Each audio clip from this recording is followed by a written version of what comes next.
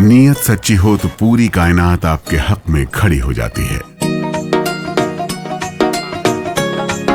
ਮਾਨ ਸਰਕਾਰ ਨੇ ਨਹਿਰੀ ਪਾਣੀ ਦੀ ਸਮੱਸਿਆ ਨੂੰ ਨਜਿੱਠਣ ਵਾਸਤੇ ਬਹੁਤ ਵਧੀਆ ਕੰਮ ਕੀਤੇ ਆ।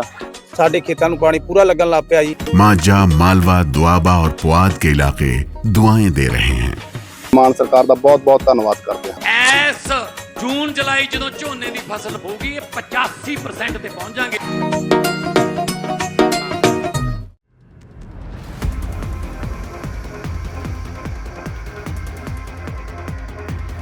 यूरोप में मौसम इन दिनों इतना कातिलाना हो चुका है कि वहां सूरज की तपिश ने सैकड़ों नहीं बल्कि हजारों लोगों की जान ले ली।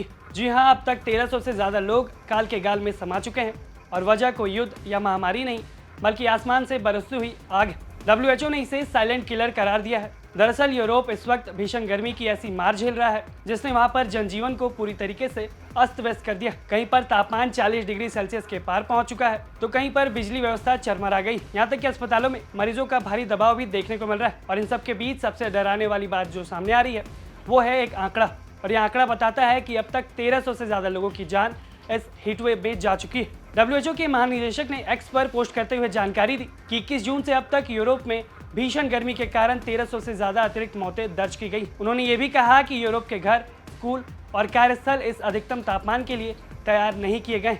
इस मामले पर बात करते हुए विश्व मौसम विज्ञान संगठन की प्रवक्ता ने क्या कुछ कहा है, पहले आप वो सुनिए। The heat wave will spread over large parts of Western, Central and Southern Europe within, by the end of this month, and will increasingly shift towards the Central Europe and the Balkan area.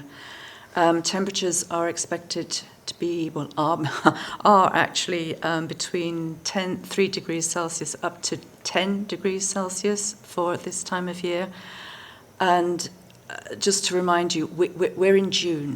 We are in June. We're seeing heat levels which would be more typical of late July, of August.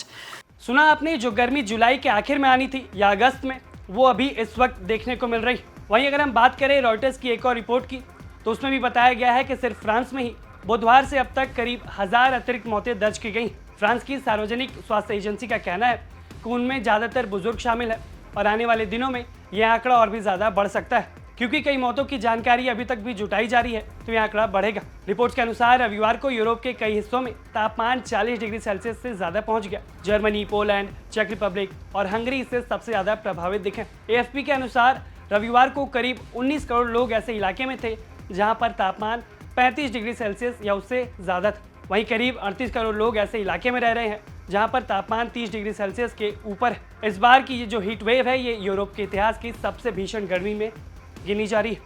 Reuters की report के मुताबिक वैज्ञानिकों का मानना है कि मानव गतिविधियां बढ़ने से जलवायु परिवर्तन बढ़ गया है और खतरनाक हीटवेव लगभग देखने को मिल रहा है। कुछ शोधकर्ता तो ये भी मानते हैं कि रात के समय भी रिकॉर्ड तोड़ गर्मी पड़ने की संभावना अब 20 साल पहले की तुलना में कहीं ज़्यादा बढ़ चुकी है। इस भीषण गर्मी का असर सिर्फ लोगों की सेहत पर ही नहीं बल्कि पूरी बुनियादी ढांचे पर भी देखने को मिल रहा है। जर्मनी में कई जगह पर ट्रेन सेवाएं प्रभावित हुई हैं।